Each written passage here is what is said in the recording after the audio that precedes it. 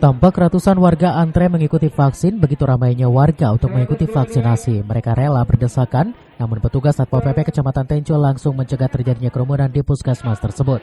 Menurut tenaga kesehatan puskesmas, ratusan warga dari berbagai desa ini sekitar 270 orang telah mendaftarkan diri untuk disuntik vaksin. Namun kuota di puskesmas terbatas. Namun pihaknya akan menambahkan kuota untuk suntik vaksin mendatang. Sementara itu menurutnya ada 2 orang yang gagal disuntik vaksin akibat warga penyakit penyerta atau komorbid. Suntik vaksin apa, Pak? Pfizer, dosis pertama Untuk usia 12 tahun ke atas. untuk umum juga apa gimana? Umum ya. Ada berapa orang, Pak, yang sekarang yang suntik vaksin, Pak? 270. 270.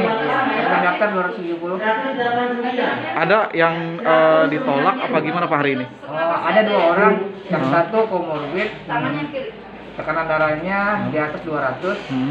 Yang satu lagi ada imun ya, yaitu penyakit lupus. Jadi tunda dulu, harus konsultasi ke dokter dalam dulu.